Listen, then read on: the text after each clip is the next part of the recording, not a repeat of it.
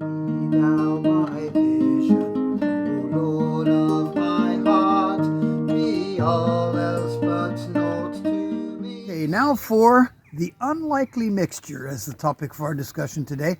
I'm going to read the first paragraph from chapter 13 of If You Love Me, Show Me by Judy and myself. There it is. Jesus chose the most unlikely mixture of people to follow him and start the new covenant of grace. Some basic fisherman,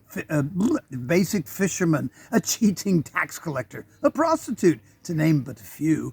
The list is long. Suffice it to say that they had remarkable unity for a group of people that apparently had nothing in common.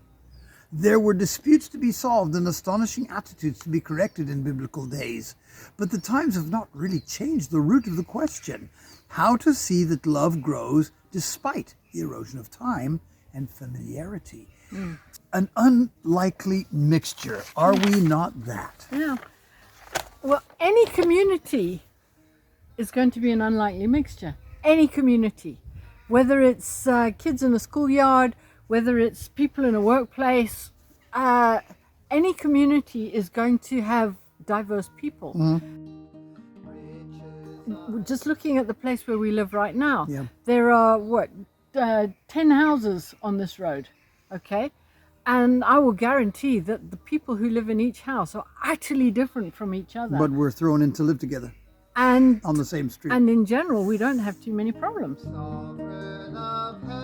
But the thing is, with the unlikely mixture, I'll never forget what Joyce Meyer said in one of her teaching tapes. She was talking about compatibility, and personally, I think that the concept of compatibility is overblown.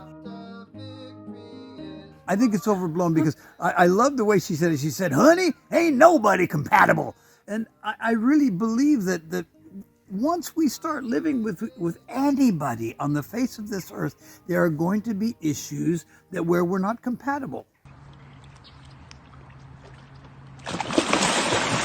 If you think about it, it's logical, because I grew up with a certain environment in a certain country, with parents who came from a certain background, and that led to a way that I was raised.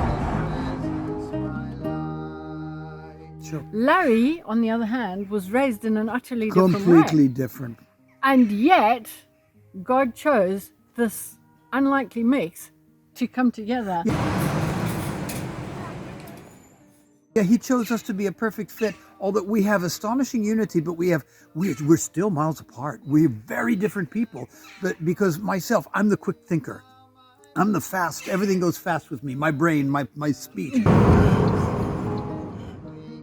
But it comes fast and it goes fast as well. Where Judy is a ponderer. Well, she'll sit and take apart a situation, and like being an accountant, you're taking apart money things and everything. We have completely different mentalities, but we so help each other because of that diversity.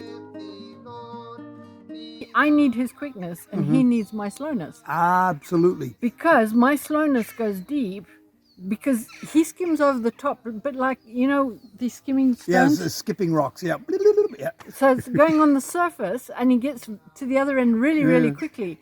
But he doesn't know what the depths, he didn't know what's going on underneath him, whereas I do.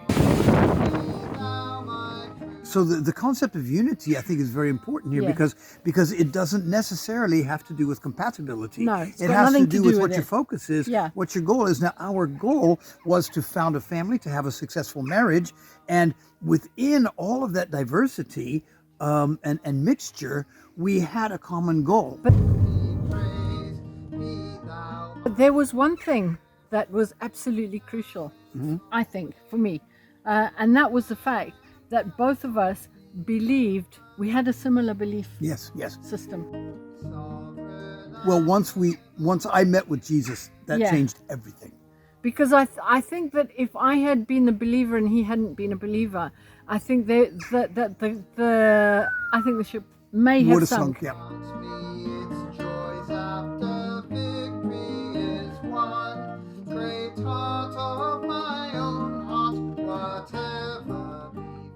Well, Well, now, marriage is a marvelous institution where a young couple forge a union to go together to fight against problems that they never would have had if they never got married in the first place. That's a joke, of course. So what do you think? Are you compatible with your spouse? It's a good question, isn't it? Now, next week, we're going to revisit Benzer and Sandra as they tell us more about how they plan to spend time with each other and put it aside. Bye-bye now.